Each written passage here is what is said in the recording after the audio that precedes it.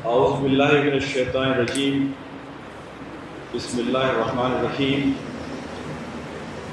قاف والقرآن المجید بل عجبوا ان جاءهم منذر فقال الكافرون هذا شيء عجيب اذا متنا وكنا ترابا ذلك رجع بعيد قد علمنا ما تنقص الارض منهم وعندنا کتاب حفیظ رب اشرح لی صدری ویسر لی امری واحلل عقدۃ من لسانی یفقہوا قولی۔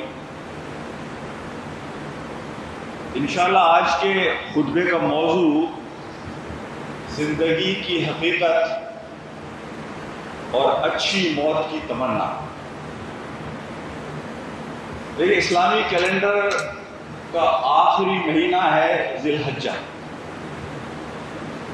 جو کہ شہادت کا مہینہ ہے۔ حضرت اسماعیل کی شہادت حضرت ابراہیم پیش کرتے ہیں اللہ کے حضور، اور اسلامی کیلنڈر کا پہلا مہینہ ہے محرم، اور یہ بھی شہادت کا مہینہ ہے۔ تو اللہ سبحانہ و تعالی جس انسان کو یہ توفیق دے کہ وہ اللہ کے بتائے ہوئے مقصد کے مطابق زندگی گزارے، تو اللہ اسے بہترین موت سے نوازتا ہے۔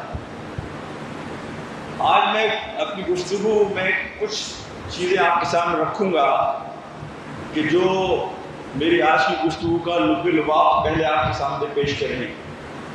دیکھیں، زندگی کی تین بہت بڑی حقیقتیں ہیں۔ زندگی کی سب سے بڑی سچائی جو ہے وہ موت ہے۔ انسان اس بارے میں تو شک کر سکتا ہے کہ اسے جنازہ نصیب ہوگا یا نہیں، اسے قبر نصیب ہوگی یا نہیں، لیکن کوئی انسان یہ دعویٰ نہیں کر سکتا کہ اسے موت سے مفر ہے۔ زندگی کا سب سے بڑا دھوکہ زندگی خود ہے۔ یہ زندگی کا سب سے بڑا دجل ہے، سب سے بڑا دھوکہ ہے کہ جو چیزیں آپ کو ظاہر نظر آتی ہیں وہ حقیقت میں کچھ اور ہیں۔ یہ آنکھیں جو دیکھتی ہیں وہ حقیقت نہیں ہے۔ اور انسان کی سب سے بڑی کمزوری اس کی غرض ہے، یعنی سب سے بڑی حقیقت موت، اور سب سے بڑی سچائی موت، اور سب سے بڑی حقیقت یہ کہ انسان جو ہے اس بات کو سمجھے کہ یہ زندگی سب سے بڑا دھوکہ ہے، اور تیسری بات یہ کہ انسان کی سب سے بڑی کمزوری اس کی غرض ہوتی ہے۔ اچھا، دوسری بات میں آپ کے سامنے یہاں رکھوں گا کہ انسان کو دو چیزوں کا سب سے زیادہ خوف ہوتا ہے، ایک ہے رزق کا چھن جانا اور ایک موت۔ اور یہ دیکھیے کہ یہ دونوں چیزیں اللہ نے انسان کے ہاتھ میں نہیں دی، یہ دونوں چیزیں اللہ سبحانہ و تعالیٰ نے اپنے ہاتھ میں رکھی ہیں۔ اور اسی لیے ایک حدیث میں یہ بات آتی ہے کہ جس طرح موت انسان کا پیچھا کرتی ہے، اسی طرح رزق انسان کا پیچھا کرتا ہے۔ تیسری حقیقت جو میں آپ کے سامنے رکھنا چاہتا ہوں، تو تیسری حقیقت یہ ہے کہ دیکھیں، ہم موت سے ڈرتے ہیں۔ دیکھیں، موت کے دو طرح کے خوف ہیں۔ ایک تو حقیقی خوف ہے کہ جو مومن کو بھی ہوتا ہے، جو حضرت عائشہ رضی اللہ تعالیٰ عنہ نے نبی پاک صلی اللہ علیہ وسلم سے پوچھا کہ ہم سب موت سے گھبراتے ہیں، موت سے ڈرتے ہیں، تو اللہ کے رسول صلی اللہ علیہ وسلم نے فرمایا کہ اصل میں تم نے اپنی دنیا کو اتنا بسا لیا ہے کہ ایک بسی ہوئی جگہ سے بنجر جگہ پر جانے سے انسان کو خوف آتا ہے۔ لیکن ایک حدیث قدسی سے ہمیں پتہ چلتا ہے کہ اللہ کے نیک بندے بھی موت سے گھبراتے ہیں، اس لیے کہ اللہ تعالیٰ خود یہ بات فرماتے ہیں کہ مجھے سب سے زیادہ جھجک جس چیز میں ہوتی ہے زندگی میں، وہ مومن کی روح کو قبض کرانے میں ہوتی ہے۔ اس لیے کہ مومن موت سے گھبراتا ہے۔ تو موت کا ایک فطری خوف ہے، لیکن ایک موت کا ایک انجانا خوف ہے کہ جو انسان کو ہوتا ہے۔ اس کی سب سے بڑی وجہ یہ ہے کہ ہم زندگی اس جسم کو سمجھتے ہیں۔ ابن تیمیہ رحمۃ اللہ علیہ نے قرآن کی وہ آیت کل نفس ذائقۃ الموت، کل نفس ذائقۃ الموت کی جو تفسیر لکھی ہے، اس تفسیر میں وہ لکھتے ہیں کہ اصل میں بات یہ ہے کہ موت کا ذائقہ چکھنے کی بات ہو رہی ہے یہاں روح کے لیے۔ روح کو موت نہیں آتی، یہ روح کا سفر ہے کہ اس سفر کا ایک اسٹیشن یہ زندگی ہے۔ یعنی ہماری روح پہلے کسی اور حال میں تھی، جب یہ بات کہی جا رہی ہے کل نفس ذائقۃ الموت، تو یہاں بات کی جا رہی ہے کہ وہ مزہ چکھے گی موت کا، اسے موت نہیں آئے گی۔ پھر یہ روح، یہ اسپرٹ اس جسم سے نکل کر اپنے دوسرے مرحلے کی طرف آگے بڑھ جائے گی۔ تو یہ جو روح ہے نا، یہ اصل چیز ہے جس پہ انسان کو فوکس کرنا چاہیے کہ اس کی پرورش جتنی زیادہ مضبوط ہوگی، انسان کا دل اس دنیا میں کم لگے گا اور آخرت کی جانب زیادہ لگے گا۔ میرے بھائیوں، میرے دوستوں اور میرے ساتھیوں، چوتھی بات جو میں آپ سے کرنا چاہوں گا یہاں آج اپنی بات کو شروع کرنے سے پہلے، وہ یہ ہے کہ دیکھیں امام حسین رضی اللہ تعالیٰ عنہ کے بارے میں یہ بات آئی کہ انہوں نے اپنے خاندان کی شہادت اس مہینے میں اللہ کے حضور پیش کی، اور اس کا مقصد یہ تھا کہ وہ لوگوں کے سامنے اس بات کو لے کر آئیں کہ زندگی کا مقصد صرف کھانا پینا اور اولاد پیدا کرنا نہیں ہے، بلکہ زندگی کا اصل مقصد وہ مشن ہے جس مشن کو لے کر نبی محترم صلی اللہ علیہ وسلم آئے تھے۔ میں اکثر لوگوں کو یہ بات سمجھاتا ہوں کہ دیکھیں وہ جو قرآن میں بات آتی ہے اور نبی پاک صلی اللہ علیہ وسلم کی حدیث بھی ہم بار بار سنتے ہیں کہ یہ دین غریب، اس کا آغاز ہوا تھا، یہ غریب ہو جائے گا، یہ اجنبی شروع ہوا تھا، اجنبی ہو جائے گا۔ میں ابھی 3 دن پہلے حرم میں تھا، فجر کی نماز میں امام صاحب نے جو آیات پڑھی قرآن کی، اور میں دیکھ رہا تھا کہ لاکھوں لوگ وہاں موجود تھے، لیکن ان آیات کا مطلب سمجھنے والے میرے خیال سے مٹھی بھر لوگ بھی نہیں تھے۔ مولانا مودودی رحمۃ اللہ علیہ نے دیباچہ لکھا مقدمہ، نعیم صدیقی صاحب کی کتاب ہے سیرت النبی پر محسن انسانیت، اس میں مولانا نے لکھا کہ اگر قرآن سے اس کا مقصد نزول الگ کر دیا جائے تو قرآن صرف لفظوں کا مجموعہ ہے۔ قرآن کو جو چیز قرآن بناتی ہے وہ قرآن کا مشن ہے۔ اور انہوں نے لکھا اسی طریقے سے نبی محترم صلی اللہ علیہ وسلم کی زندگی سے اگر ان کے مشن کو نکال دیں، جس مقصد کے لیے آپ صلی اللہ علیہ وسلم آئے تھے، تو وہ صرف روایات کا ایک مجموعہ ہے، حدیث، اس سے زیادہ کچھ نہیں۔ لیکن بہت بڑی بات کہی، وہ بات یہ ہے کہ اللہ کے رسول صلی اللہ علیہ وسلم کے مشن کو اور قرآن کے مشن کو سامنے رکھے ہوئے بغیر یہ آیات ہماری زندگی میں کوئی تبدیلی نہیں لائیں گے۔ حضرت امام حسین رضی اللہ تعالیٰ عنہ نے جو شہادت دی، اسی مقصد کو دوبارہ سے زندہ کرنے کے لیے کہ جیتے تو جانور بھی ہیں دنیا میں، لیکن اگر جینا ہے تو شان سے جیو اور مرنا ہے تو شان سے جیو، کہ اللہ کے حضور جب تم پہنچو تو اللہ یہ بات کہے کہ یا ایتھا النفس المطمئنہ ارجعی الی ربک راضیۃ مرضیہ فادخلی فی عبادی وادخلی جنتی۔ یہاں میں ایک اور بات آپ سے یہ کروں گا، بہت چھوٹے لوگ ہوتے ہیں وہ، بہت چھوٹے لوگ ہوتے ہیں وہ جو صرف اپنے لیے جیتے ہیں اور اپنی اولاد کے لیے جیتے ہیں۔ اللہ نے مجھے اور آپ کو اشرف المخلوقات بنایا، اللہ نے انسان کا اکرام کیا، اللہ نے ہمیں وہ دین دیا کہ جس دین کے بارے میں اللہ نے یہ کہا کہ الیوم اکملت لکم دینکم واتممت علیکم نعمتی ورضیت لکم الاسلام دینا۔ اللہ نے 1,24,000 کم و بیش انبیاء میں سے کسی کتاب کے لیے یہ بات نہیں کہی، اس کتاب کو اللہ نے یہ بات کہی۔ اللہ نے اس بات کا عہد کیا کہ ہم نے اس قرآن کو نازل کیا اور ہم اس کی حفاظت کریں گے۔ تو یہ اتنا بڑا مقام انسان کو اس لیے نہیں دیا کہ انسان اپنی ذات کے لیے جیے یا اپنی اولاد کے لیے جیے۔ انسان کی زندگی کا تو اللہ نے بہت بڑا مقصد رکھا تھا، اسی لیے کہ اللہ کے رسول صلی اللہ علیہ وسلم سے کسی نے پوچھا کہ اللہ کے رسول دنیا میں سب سے اچھا انسان کون سا ہے؟ آپ نے کہا وہ جو لوگوں کے لیے سب سے زیادہ نفع بخش ہے، جو لوگوں کو سب سے زیادہ فائدہ پہنچاتا ہے۔ تو صحابہ نے کہا کہ اللہ کے رسول دنیا میں سب سے اچھا عمل کون سا ہے؟ آپ نے کہا کہ تو اپنے مومن بھائی کے چہرے پر مسکراہٹ کا ذریعہ بن جائے۔ تو میرے بھائیوں، دوستوں اور میرے ساتھیوں، میں آپ سے یہ بات کرنا چاہ رہا ہوں کہ زندگی کا اصل مقصد اگر ہم اپنے سامنے رکھیں تو انشاءاللہ تعالیٰ آپ کی زندگی میں ایک نیا رخ آئے گا۔ تھوڑا سا وقت میں سورہ کہف پر آپ سے بات کروں گا کہ جو زندگی کے پورے مقصد کو ہمارے سامنے رکھتی ہے۔ ہم سے کہا جاتا ہے کہ سورہ کہف ہر جمعے کو پڑھی جائے۔ کبھی آپ نے غور کیا کہ یہ بات کیوں کہی جاتی ہے کہ سورہ کہف کو روز ہر جمعے کو پڑھا جائے؟ اس لیے کہ یہ دجال سے آپ کو نجات دے گی۔ اور میں آج تھوڑا سا تعارف کراتا ہوں آپ کا اس سے، اس لیے کہ سورہ کہف اصل میں انسان کو زندگی کا اصل رخ دکھاتی ہے۔ 4 بڑی آزمائشیں انسان کی ہو سکتی ہیں دنیا کے اندر۔ سب سے بڑی آزمائش، سب سے پہلی آزمائش انسان کے ایمان کی آزمائش ہے۔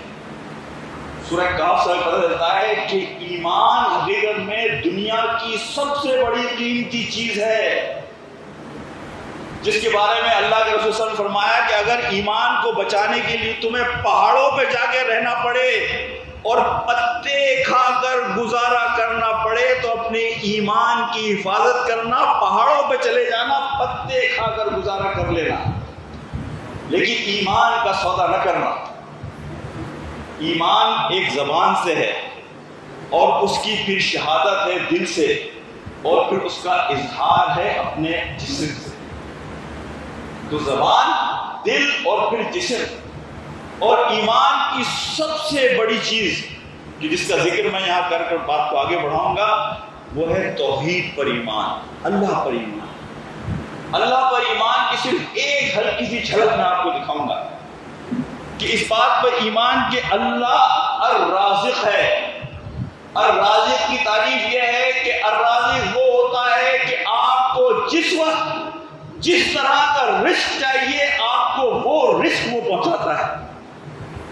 اگر ماں کے پیٹ میں بچے کو رزق خون کی صورت میں چاہیے تو وہ رازق اس خون کے ذریعے اس بچے کو رزق پہنچاتا ہے، یہ الرازق ہے۔ جب اس بچے کو اس ماں کی چھاتیوں سے دودھ کی ضرورت ہوتی ہے تو وہ الرازق اس خون سے اس کا سفر اس دودھ کی طرف لے جاتا ہے۔ میرے بھائیوں اور دوستوں، ہم میں سے اکثر لوگ رزق سمجھتے ہیں اس نوٹ کو، اس مال کو جسے ہم 5,000 10,000 اور 1,00,000 کا شمار کرتے ہیں۔ انسان کا سب سے بڑا رزق اس کی صحت ہے۔ انسان کا سب سے بڑا رزق اس کی صحت ہے۔ انسان کا دوسرا سب سے بڑا رزق اس کے رشتے ہیں۔ اس کے رشتے ہیں، بہن، بھائی، والدین، بچے، بیوی۔ انسان کا تیسرا سب سے بڑا رزق اس کی کریڈیبلٹی ہے، اس کا وقار ہے، اس کا مقام ہے۔ میں پاکستان آتا ہوں تو میں دیکھتا ہوں کہ لوگ 2 روپے کی خاطر اپنی عزت کو بھی چوراہے پر بیچ رہے ہوتے ہیں۔ ہم چھوٹی چھوٹی چیزوں کے لیے اپنے ایمان کو بیچ رہے ہوتے ہیں، چھوٹے چھوٹے سے فائدوں کے لیے ہم اپنے ایمان کا سودا کر رہے ہوتے ہیں۔ سورہ کہف کا وہ واقعہ کہ وہ غار کے بچے جب بادشاہ سے بھاگ کر چھپ جاتے ہیں اور 300 سال کم و بیش اللہ سبحانہ و تعالیٰ ان کو موت کی نیند سلا دیتے ہیں اور پھر انہیں دوبارہ زندہ کرتے ہیں، وہ اس بات کے لیے ہمیں آمادہ کرتا ہے کہ ایمان کا سودا نہ کرنا، اس لیے کہ ایمان تمہاری سب سے قیمتی چیز ہے۔ دوسرا سبق جو ہمیں ملتا ہے سورہ کہف سے میرے بھائیوں، دوستوں اور میرے ساتھیوں، وہ سودا ہمیں ملتا ہے سبق مال کے حوالے سے کہ اللہ اگر تمہیں مال دے تو مال کے ہونے کی وجہ سے قارون نہ بن جانا۔ یہ نہ کہنا کہ آئی ایم سیلف میڈ، یہ میری محنت کا نتیجہ ہے، یہ میری عقل ہے۔ نہیں، اللہ سبحانہ و تعالیٰ نے اگر تمہیں مال دیا ہے تو اللہ نے اس کے ساتھ تمہیں ذمہ داری دی ہے۔ یہاں میں ایک حدیث آپ کے سامنے رکھوں گا۔ نبی پاک صلی اللہ علیہ وسلم نے فرمایا کہ انسان 2 چیزوں سے نفرت کرتا ہے۔ اور اللہ تعالیٰ نے ان دو چیزوں میں اس کے لیے بھلائی بھی رکھی ہوتی ہے. پہلی چیز جس چیز سے انسان نفرت کرتا ہے اس حدیث میں یہ کہا گیا وہ موت ہے. تو اللہ تعالیٰ فرماتے ہیں کہ اس موت میں حالانکہ اللہ نے اس کے لیے دنیا کے بہت سارے فتنوں سے نجات لکھی ہوتی ہے، یعنی موت اس کے لیے رحمت ہوتی ہے کہ وہ دنیا کی آزمائشوں سے ان فتنوں سے بچ کر اپنے آپ کو اللہ کے سائے میں اللہ کی حفاظت میں دے دے.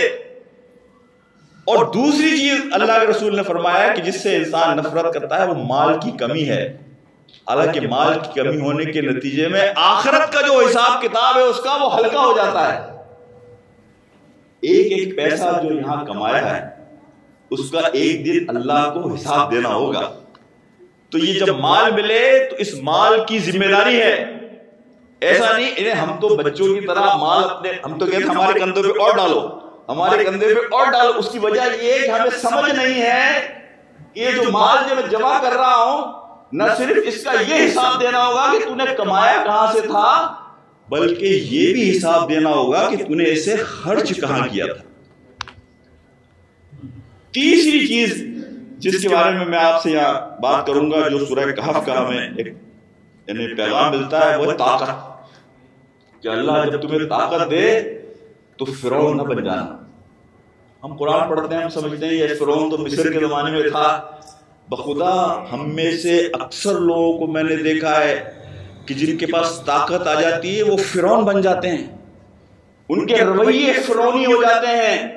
ان کے نام تو بالکل مسلمانوں جیسے ہوں گے لیکن ان کے رویوں کو آپ دیکھیں تو ان کے رویے آپ کو بتا رہے ہوتے ہیں کہ یہ فرعونی رویے ہیں. قرآن کا کوئی واقعہ صرف واقعاتی طور پر نہیں لکھا گیا. اللہ نے جو واقعہ آپ کے سامنے پیش کیا ہے اس وہ کردار آپ کے ارد گرد رہتی دنیا تک آتے رہیں گے. فرعون بھی آتے رہیں گے، قارون بھی آتے رہیں گے، حامان بھی آتے رہیں گے، خضر بھی آتے رہیں گے. خضر بھی آخرت کے دن تک زندہ ہے. لوگوں کی مدد کے لیے اللہ آج بھی کسی کو خضر بنا کر بھیج سکتا ہے. تو جب اللہ مال دے طاقت دے تو انسان کو قارون اور فرعون نہیں بننا چاہیے. چوتھا سبق جو ہمیں ملتا ہے سورہ کہف سے کہ جو زندگی حقیقت وہ ہے علم، کہ اگر علم دیا ہے اللہ نے تو تکبر کا اظہار نہ کرنا. پچھلے دنوں میں نے ایک خطبہ کیا دل کی کیفیت کے اوپر. تو دیکھیں دل کی 3 کیفیات ہیں جو قرآن بیان کرتا ہے. ایک تو مومن کا دل ہے کہ اس کے سامنے جب اللہ کی آیات آتی ہیں، اللہ کا ذکر آتا ہے، نبی محترم صلی اللہ علیہ وسلم کی کہی ہوئی بات آتی ہے تو وہ حضرت عمر رضی اللہ تعالیٰ عنہ کی طرح اپنی رائے سے پیچھے ہٹ جاتا ہے اور اپنے آپ کو سرنڈر کر دیتا ہے، اپنے آپ کو بالکل ہمبل اور بچھا دیتا ہے. پھر وہ یہ نہیں کہتا کہ نہیں میری رائے یہ ہے، میں یہ سمجھتا ہوں، میرا خیال یہ ہے. نہیں، جب اللہ اور اللہ کے رسول کا حکم آ گیا تو میری بات کی کوئی حیثیت نہیں ہے. تو ایک مومن کا دل ہے کہ وہ بالکل پگھل جاتا ہے جب اللہ کی بات آئے اور اس کے رسول کی بات آئے. ایک کافر کا دل ہے کہ جس کے بارے میں قرآن یہ کہتا ہے کہ کافر کا دل وہ پتھر کی طرح ہوتا ہے. لیکن میں جو آپ سے تیسرے دل کی بات کروں گا بخدا آپ اور مجھے اور آپ کو اپنا جائزہ لینا چاہیے کہ ہم اس تیسری کیٹیگری میں تو نہیں آ رہے. قرآن یہ کہتا ہے کہ وہ منافقوں کا دل ہے کہ جب ان کو اللہ کی کوئی بات یاد دلائی جائے تو جو غلط کام وہ کر رہے ہوتے ہیں وہ ضد میں اور زیادہ کرتے ہیں. آپ سے کہا جائے کہ بھائی میوزک سننا جو ہے وہ حرام ہے، آپ کو کہہ رہے ہیں میں تو اور زیادہ آواز سے سنوں گا. اور اس میں ہمارے جو علمی لوگ ہیں وہ بھی پیچھے نہیں ہیں. یعنی آپ دیکھیں نا جب پھلدار درخت ہوتا ہے اسے جھکا ہونا چاہیے. ہم جو دین کی بات کرنے والے ہیں ہمارے اندر زیادہ ہمبلنس ہونی چاہیے، زیادہ ہیوملٹی ہونی چاہیے، ہمارے اندر زیادہ نرمی ہونی چاہیے. جس طرح ہمارے نبی محترم صلی اللہ علیہ وسلم کے جو ہمارے لیے آئیڈیل ہیں، ہمارے لیے مثال ہیں. لیکن میں یہ دیکھتا ہوں کہ دین کی بات کسی کے سامنے آپ یہاں رکھیں تو لوگ سینہ تان کے آ جاتے ہیں. دیکھیں گے اللہ کا تقویٰ کرو. اللہ کا تقویٰ کس بات کا تقویٰ کروں؟ میں نے کیا غلط کام کیا ہے؟ یہ رویہ اگر میرا اور آپ کا ہے تو قرآن یہ بات کہتا ہے کہ یہ منافقین کا دل ہے، یہ منافقین کا رویہ ہے۔ تو ہمیں اللہ سے خوف کرنا چاہیے اس حوالے سے میرے بھائیوں، میرے دوستوں اور میرے عزیز ساتھیوں۔ دیکھیں نبی پاک صلی اللہ علیہ وسلم نے ہمیں ایک دعا سکھائی۔ پچھلے دنوں ہمارے ایک مفتی صاحب تھے امریکہ میں، ان کا انتقال ہوا، تو اس کے بعد مجھے موقع ملا ان کے انتقال کو گفتگو کرنے کا، اس لیے کہ میں نے ان کی موت کی شہادت دی۔ جب ان کے انتقال ہو رہا تھا میں وہاں موجود تھا، تو میں نے دیکھا کہ ان کی روح کس طرح سے جسم سے نکل رہی ہے، اس لیے کہ میرا ان کا 20 سال کا ساتھ تھا، میں ان کی زندگی کو جانتا تھا ان اینڈ آؤٹ، کہ وہ کس طرح زندگی گزارتے تھے، اور اللہ نے پھر انہیں کس طرح کی موت دی۔ ان کا حال یہ تھا کہ آخری وقت میں ان کا گھر ہماری مسجد کے بالکل سامنے تھا، تو ایک درخت ان کی کھڑکی اور مسجد کے درمیان رکاوٹ بن گیا، تو جب نماز کے لیے نہیں آ سکتے تھے تو ہمارے انتظامیہ کو انہوں نے کہا کہ اس درخت کو تھوڑا چھوٹا کرا دو، تو میں مسجد تو نہیں آ سکتا لیکن مسجد آنے جانے والوں کو دیکھ تو سکوں۔ وہ روتے تھے کہ اللہ نے مجھے ایسی بیماری دی ہے کہ میں مسجد جانا چاہتا ہوں لیکن میں مسجد جا نہیں سکتا۔ نبی پاک صلی اللہ علیہ وسلم کی جو دعا ہمیں ملتی ہے، جو میں نے آپ سے کہا تھا نا کہ اچھی موت، اس کے بارے میں ابن قیم رحمۃ اللہ علیہ ایک بات کہتے ہیں کہ دیکھیں زندگی میں جو آپ کا روٹین ہوگا، روزمرہ کا جو آپ کا معمول ہوگا، آپ کو موت بھی اسی حالت میں آئے گی۔ اگر آپ کا معمول یہ ہے کہ آپ کی زبان اللہ کے ذکر سے تر رہتی ہے، اگر آپ کا معمول یہ ہے کہ آپ اللہ کو ہر وقت اپنی زندگی میں موجود اور حاضر پاتے ہیں، اگر آپ کی کیفیت یہ ہے کہ آپ کوئی بھی کام کرنے سے پہلے اس کے انجام کو سوچ کر کام کرتے ہیں، آپ کا دل مسجد میں اٹکا رہتا ہے، اللہ آپ کو موت بھی اسی کیفیت میں دے گا۔ جو دعا میں آپ کو بتا رہا تھا، اس میں نبی پاک صلی اللہ علیہ وسلم نے 2 چیزوں کے عذاب سے بچنے کے لیے اور 3 فتنوں سے بچنے کے لیے آپ صلی اللہ علیہ وسلم نے فرمایا کہ اللہم انی اعوذ بک من عذاب القبر و اعوذ بک من عذاب النار و اعوذ بک من فتنۃ المحیا والممات و اعوذ بک من شر المسیح الدجال، کہ یا اللہ مجھے اس موت، یا اللہ مجھے قبر کے عذاب سے بچانا اور مجھے عذاب نار سے بچانا، اور مجھے اس زندگی کے فتنے سے بچانا اور موت کے فتنے سے بچانا۔ موت کا وقت ایک بہت بڑے فتنے کا وقت ہوتا ہے، اور یہ بات یاد رکھیں، وہ امام احمد بن حنبل کے بارے میں جو بات آتی ہے، جب موت کا وقت آیا تو وہ یہ کہتے تھے کہ ابھی نہیں، ابھی نہیں، ابھی نہیں۔ جب وہ اس سے واپس آئے اپنی غنودگی سے، غشی سے، تو ان کے بیٹے عبداللہ نے پوچھا کہ آپ پر جب غشی آئی اور غنودگی آئی، جیسے موت آپ کی بالکل قریب آ گئی، تو آپ بار بار یہ کہہ رہے تھے ناٹ یٹ، ناٹ یٹ، ابھی نہیں، ابھی نہیں۔ حضرت امام احمد بن حنبل کہنے لگے کہ شیطان میرے پاس آیا اور مجھ سے کہتا تھا کہ احمد تم میرے ہاتھ سے بچ کے نکل گیا، تو میں اسے یہ کہہ رہا تھا کہ ابھی نہیں، جب تک کہ میں آخری سانس نہ لے لوں اس وقت تک مجھے اپنے آپ کو محفوظ رکھنا ہے تیرے فتنے سے، تیرے خوف سے، تیرے چنگل سے۔ تو یہ جو فتنہ ہے موت کا، یہ بہت خطرناک چیز ہے۔ میں نے مفتی صاحب کو دیکھا کہ جب ان کی موت کا وقت بالکل قریب آیا تو آپ یقین کریں وہ اپنے بچے سے کہنے لگے کہ میرے دونوں انگوٹھوں کو باندھو آپس میں، تو ان کا بیٹا کہنے لگا کہ کرتا ہوں، کہیں نہیں کرو۔ حال یہ تھا کہ بے ہوش ہوتے تھے، ہوش میں آتے تھے، زبان کی ہونٹ ہل رہے ہیں۔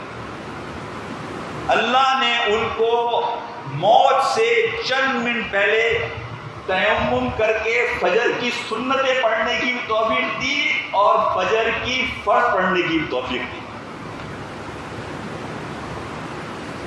تو یہ جو موت کا فتنہ ہے، اس سے بھی انسان کو، اور اس میں ہم تو یہ سوچتے ہیں نا کہ ہم قبر میں جواب دے دیں گے، جب فرشتہ آئے گا اگر آپ نے زندگی اس قرآن اور اللہ کے دین کے مطابق گزاری ہے تو میں اور آپ اس وقت جواب دے سکیں گے، ورنہ جواب دینا ہمارے لیے مشکل ہو جائے گا۔ میں اللہ سے یہ دعا کرتا ہوں کہ اللہ سبحانہ و تعالیٰ مجھے اور آپ کو یہ توفیق دے کہ ہم اپنی زندگیوں میں وہ خوبصورتی لا سکیں جس خوبصورتی کے ذریعے سے ہم اپنی موت کو بھی خوبصورت بنا سکیں۔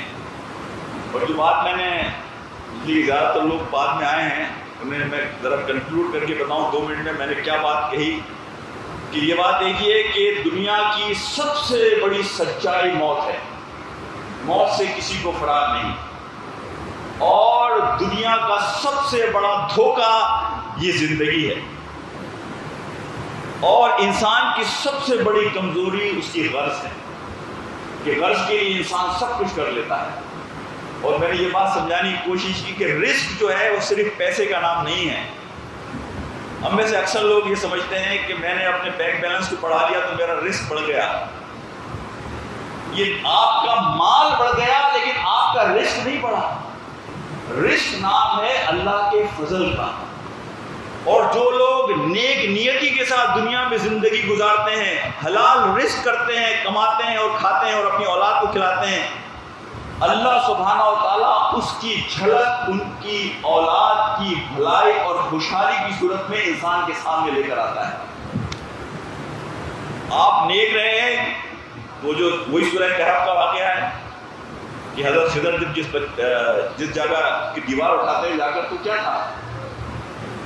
وہ یہی تھا کہ جس کی یہ دیوار یتیم تھی اس کی پچھلی پشتوں میں 8 پشتوں پیچھے کوئی اس کا رشتہ دار جو ہے وہ نیک تھا، تو اس کی حفاظت کے لیے اللہ نے حضرت خضر کو بھیجا۔ تو آپ اگر اپنے اعمال کو ٹھیک رکھیں گے، ہم دنیا کے انشورنس کرانے کی کوشش کرتے ہیں کہ ہماری اولاد خوش رہے، ان کے لیے مکان بناتے ہیں، ان کے لیے بینک بیلنس چھوڑتے ہیں، اپنی آخرت کو اپنی اولاد کے لیے خراب کرتے ہیں۔ خدا وہ ساری چیزیں آپ کی اولاد کو خوش نہیں رکھ سکیں گی۔ جو چیز خوش رکھے گی انہیں وہ آپ کی نیکیاں ہیں، آپ کی بھلائیاں ہیں، آپ کا رزق حلال ہے۔ اپنی زندگیوں سے جھوٹ کو ختم کریں، اپنی زندگیوں میں رزق حلال لے کر آئیں۔ میں نے وہ خاندان کبھی تباہ ہوتے ہوئے نہیں دیکھے۔ میں فیملی کاؤنسلر بھی ہوں، کاؤنسلنگ کرتا ہوں جو بچوں کی شادیوں کے مسائل ہوتے ہیں۔ میں نے وہ خاندان کبھی تباہ ہوتے ہوئے نہیں دیکھے۔ اگر آپ نے دیکھے ہیں تو مجھے بتائیے گا کہ جس خاندان میں بڑوں کا احترام ہو اور رزق حلال کا اہتمام ہو، بڑوں کا احترام ہو اور رزق حلال کا اہتمام ہو، وہ خاندان کبھی تباہ و برباد نہیں ہوتے۔ ربنا آتنا فی الدنیا حسنۃ وفی الآخرۃ حسنۃ وقنا عذاب النار۔